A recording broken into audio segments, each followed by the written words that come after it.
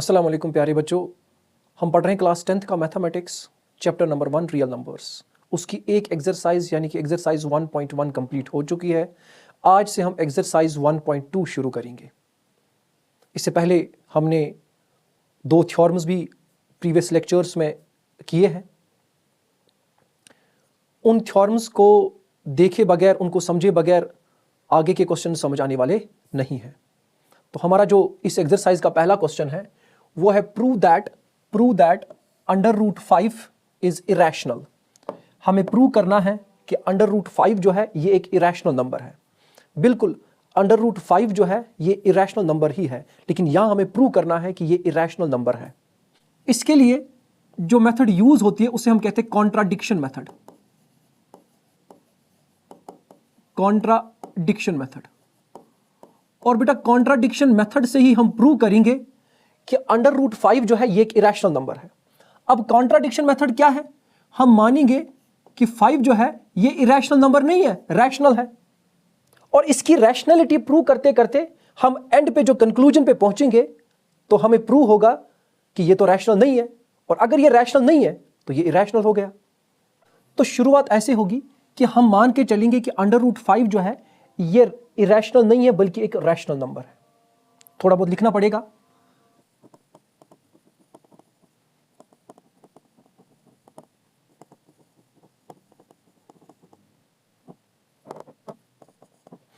Late us assume by contrary, हम contradiction करते हैं इस फैक्ट के साथ कि अंडर रूट 5 जो है ये एक रैशनल नंबर है। ये कॉन्ट्राडिक्शन हो रही है। जैसे हमें पता है कि under root 5 is an irrational number, but यहां पर हम कॉन्ट्राडिक्शन करते हैं। हम मानते हैं कि अंडर रूट 5 जो है ये एक रैशनल नंबर है, तो ये it should be in the form of p by q। हमें पता है where p and q are integers and q should not be equal to 0। इसका मतलब ये हुआ कि अंडर रूट 5 जो है it is equal to p by q, जहां पर p और q इंटीजर्स है। एंड ऐसी पॉसिबिलिटी है कि इस p और q में कॉमन फैक्टर्स हों, इनमें कॉमन फैक्टर्स हों। p के अंदर भी वही फैक्टर्स है और q के अंदर भी वही फैक्टर्स है, उन्हें कहते हैं कॉमन फैक्टर्स हो। तो जाहिर सी बात है ऊपर में और नीचे में अगर कॉमन फैक्टर्स होंगे वो एक दूसरे को कैंसिल करेंगे। अगर कॉमन फैक्टर्स को कैंसिल किया जाए तो p नहीं रहेगा, q नहीं रहेगा, यहां p by q की जगह कोई और नंबर आ सकता है after cancellation. Let's suppose that is a by b। अब ये a by b जो है ये एक ऐसी फॉर्म है, या a और b ऐसे दो नंबर्स हैं जिनमें कोई कॉमन फैक्टर नहीं है। अगर इन दोनों में कोई कॉमन फैक्टर नहीं है एक्सेप्ट 1, लेकिन 1 होगा तब भी। And as we know that कि वो दो नंबर्स जिनमें सिर्फ और सिर्फ 1 कॉमन फैक्टर होता है उन्हें कहा जाता है को प्राइम्स। वी कॉल देम को प्राइम्स। मतलब ये हुआ कि p और q में अगर कॉमन फैक्टर्स होंगे आफ्टर कैंसिलेशन ये a by b बनेगा और a by b को प्राइम्स होंगे जिनमें कोई कॉमन फैक्टर नहीं होगा सिवाय 1 के। ये चीज यहां पर ऐड करनी होगी।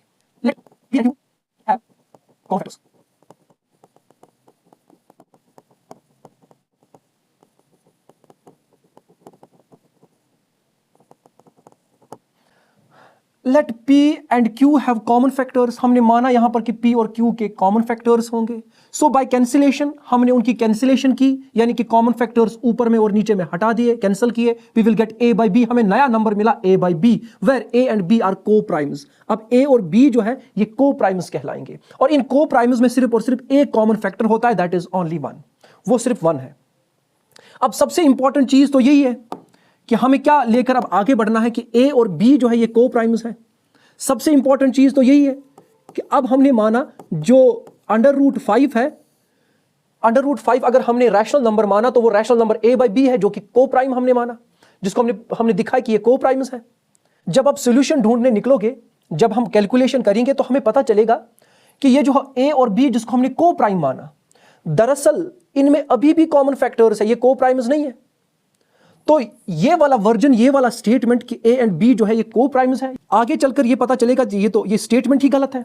ये स्टेटमेंट आगे प्रूव होगा कि ये रॉन्ग है। ये स्टेटमेंट इसलिए रॉन्ग है क्योंकि हमने एज्यूम ही गलत चीज की हुई है। इसका मतलब है जो हमारी अजम्पशन है कि अंडर रूट 5 जो है ये एक रैशनल नंबर है, वही गलत है असल में। उससे प्रूव होगा कि अंडर रूट 5 जो है ये कोई रैशनल नंबर नहीं है बल्कि ये इरेशनल नंबर ही है। आगे बढ़ते हैं। Now under root 5 is equal to a divided by b। यहां पर a और b जो है we know that they are co prime numbers, लिखने की कोई जरूरत नहीं है। इंप्लॉइज टू, इस b को उठाकर अंडर रूट 5 के पास ले जाओ, ये बनेगा b under root 5 is equal to a। उसके बाद now squaring on both sides, दोनों साइड यानी कि LHS और RHS दोनों पर स्क्वायरिंग कर दो, कॉमा वी गेट, क्या मिलेगा हमें, हम लिखेंगे b अंडर रूट 5 का whole square is equal to a, इसके ऊपर भी स्क्वायर लगेगा। ये नेक्स्ट स्टेप होगा। इंप्लॉइज टू, देखो बेटा ये जो b है, b इसके ऊपर भी स्क्वायर है, अंडर रूट 5 के ऊपर भी स्क्वायर है, तो b के ऊपर स्क्वायर लगा दें तो b स्क्वायर बनेगा। अंडर रूट 5 के ऊपर अगर स्क्वायर लगा देंगे तो ये अंडर रूट 5 स्क्वायर बनता है, like this is equal to a square. Implies to, b square ही रहेगा, लेकिन ये स्क्वायर और रूट कट होके क्या बनेगा, into 5 equal to a square. इसे नाम देते हैं बेटा इक्वेशन फर्स्ट, बहुत इंपॉर्टेंट है, आगे चलकर इसकी इंपॉर्टेंस पता चलेगी, बहुत इंपॉर्टेंट है। आगे कैलकुलेशन करेंगे b स्क्वायर को रहने दें, इक्वल टू यहां पर आएगा a स्क्वायर, ये 5 इसके साथ मल्टीप्लाई में है तो यहां जाएगा तो डिवाइड बन जाएगा। ये भी इंपॉर्टेंट है, यहां से हम एक स्टेटमेंट, एक रिजल्ट निकालेंगे। यहां देखा गया तो a स्क्वायर को डिवाइड करता है 5, अगर बेटा a स्क्वायर को डिवाइड करता है 5 तो a को भी 5 डिवाइड करेगा। एज पर थ्योरम 1.2 यही कहती है कि अगर a स्क्वायर को डिवाइड p करता है तो a को भी डिवाइड p करेगा। अगर a स्क्वायर डिवाइड होता है p से तो a भी डिवाइड होगा p से ही। यहां पर a स्क्वायर को अगर डिवाइड करता है 5, इसका मतलब है a को भी डिवाइड करेगा 5। तो यहां पर ये लिखना है, here we see 5 divides a square, therefore 5 will also divide a, which implies to a divided by 5। a square को डिवाइड 5 किया तो b स्क्वायर आंसर आया, लेकिन जब a स्क्वायर को डिवाइड करेंगे 5 तो कोई ना कोई नंबर तो आएगा, let that number be c। मान लेते हैं वो क्या नंबर है, विच इंप्लॉइज टू, a को रहने दें, 5 डिवाइड में यहां चला जाएगा तो मल्टीप्लाई होगा, 5 इंटू c बनता है 5c। यहां पर दूसरी बार स्क्वायरिंग करनी है, again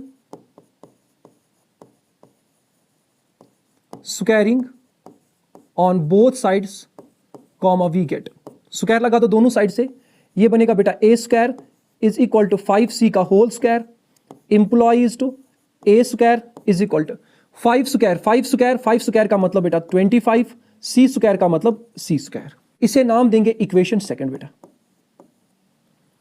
now substitute equation second, now substitute equation first into equation second. यहां पर बेटा है a स्क्वायर, इक्वेशन फर्स्ट में भी a स्क्वायर है। करना क्या है, ये a स्क्वायर की जो वैल्यू है b स्क्वायर इंटू 5, ये इस जगह पर रिप्लेस, इसको इस जगह पर सबस्टिट्यूट करना है।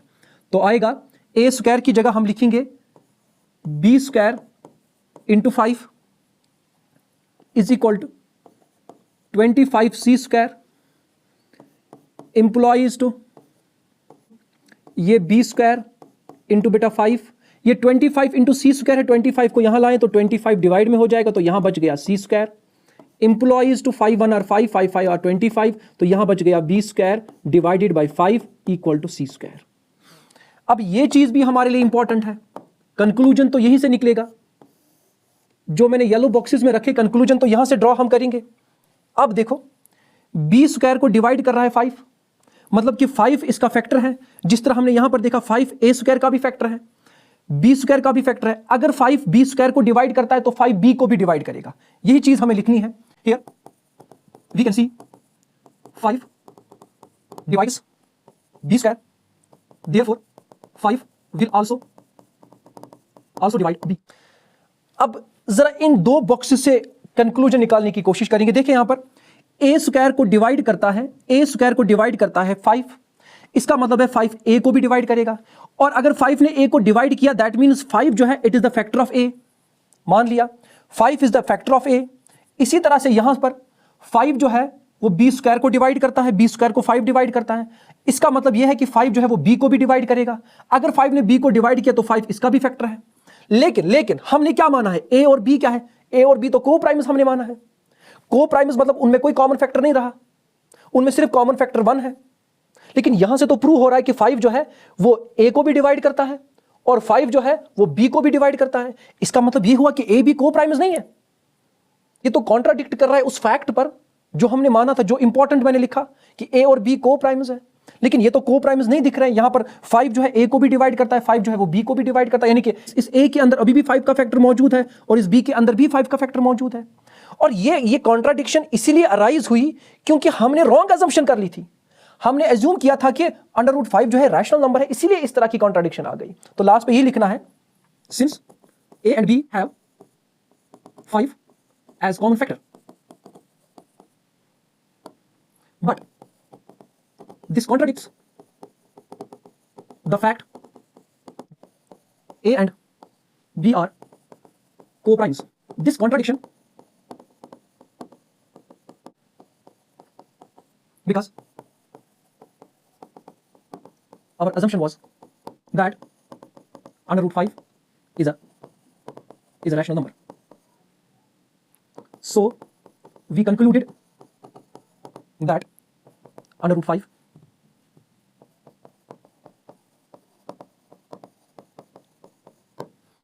अब हम लिख रहे हैं कि ये तो कॉन्ट्राडिक्ट कर रहा है इस फैक्ट पर कि ए और बी को हमने को प्राइम्स लिया।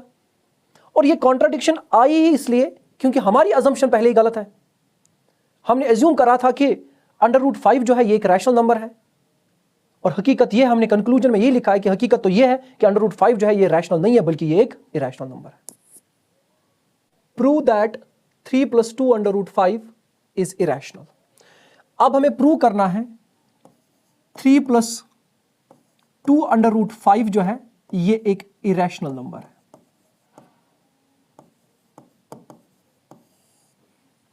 सबसे पहली चीज स्टूडेंट के जहन में आती है कि सर क्या ये वाकई इरैशनल नंबर है और हमें कैसे पता चलेगा कि एक इरैशनल नंबर है।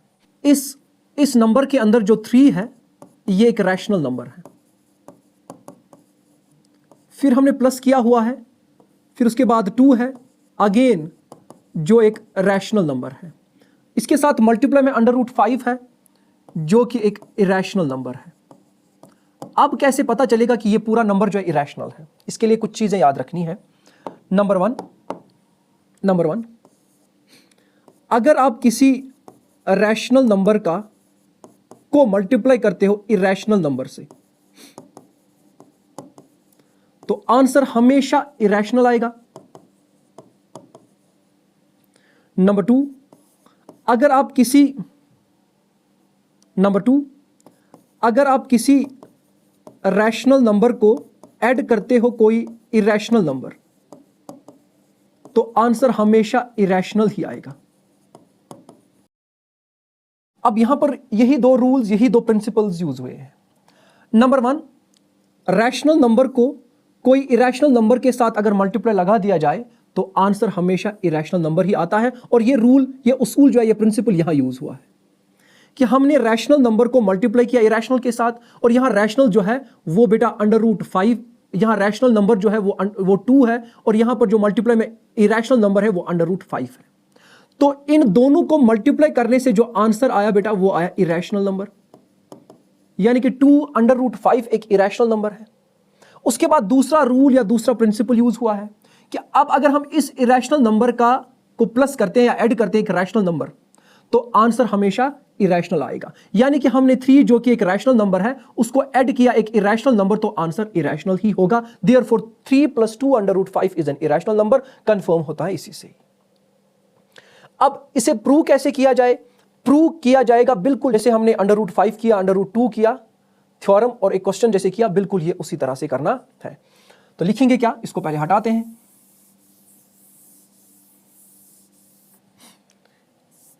हम बाय कंट्राडिक्शन मेथड से इसको सॉल्व करेंगे।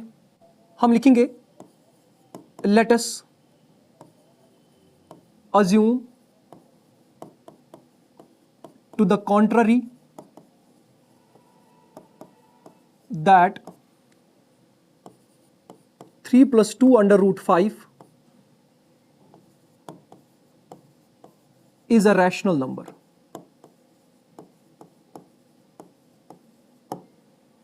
अगर बेटा ये रैशनल नंबर है तो it is in the form of p/q लिखना पड़ेगा, और वहां जो p और q जो है वो इंटीजर्स है, but q should not be equal to 0, वो चीज यहां पर लिखनी है. Therefore 3 + 2 √5 equal to p divided by q, जहां where p and q are integers but q should not be equal to 0. ये ऑलरेडी हम पढ़ चुके हैं in the definition of rational numbers. तो हमने क्या लिखा लास्ट पे कि 3 + 2 √5 जो है it is equal to p/q. अब ये q जो डिनोमिनेटर में है ये यहां मल्टीप्लाई लगेगा, तो ये बनेगा कुछ इस तरह से q into 3 + 2 √5 equal to p, which implies to, यहां डिस्ट्रीब्यूटिव प्रॉपर्टी यूज हुई है, तो हम सबसे पहले इस q का मल्टीप्लाई 3 से करेंगे, फिर इस q का मल्टीप्लाई 2 √5 से करेंगे. q इंटू 3 होता है बेटा 3q प्लस 2 √5 इंटू q होगा 2 √5q, चूंकि दोनों प्लस ही तो प्लस ही रहा, equal to p, which implies to, अब ये जो 3q है ये उठ के इस साइड जाएगा, यहां प्लस था तो वहां माइनस बनेगा, यहां बचा 2 √5q equal to p minus 3q. Implies to, यहां 2 और q मल्टीप्लाई है √5 के साथ, तो ये मल्टीप्लाई के दोनों कंपोनेंट्स उठकर जब वहां जाएंगे तो डिवाइड होंगे. √5 बच गया यहां पर equal to p minus 3q, इनके होल डिवाइड में चला जाएगा 2 into q, that is 2q. इसको येलो बॉक्स में रखता हूं and this is most important thing. अब यहां पर हमें नंबर मिला p minus 3q divided by 2q. This is in the form of p/q. That means ये वाला पार्ट जो ये रैशनल नंबर है, लेकिन ये रैशनल नंबर बराबर है √5 के, जिसको हमने लास्ट क्वेश्चन में प्रूव किया कि वो एक इरेशनल नंबर है. तो हाउ इज दिस पॉसिबल कि एक रैशनल नंबर जो कि इन द फॉर्म ऑफ p/q है एक इरेशनल नंबर के बराबर हो? और ये कंट्राडिक्शन भी इसीलिए अराइज होती है क्योंकि हमने अज्यूम ही गलत चीज की हुई है. वो चीज हमें यहां लिखनी है. Here we see p minus 3q divided by 2q is in the form of p/q, which means p minus 3q divided by 2q is a rational number, and that's fact, that's true. But it is equal to √5, which is an irrational number proven in last question. इनका बराबर होना which is not possible, which is not possible. और ये contradiction arise ही इसलिए हुई क्योंकि हमारी assumption गलत है. This contradiction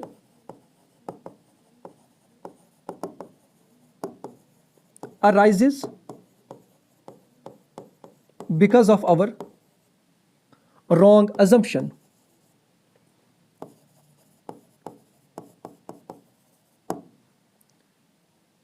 Of taking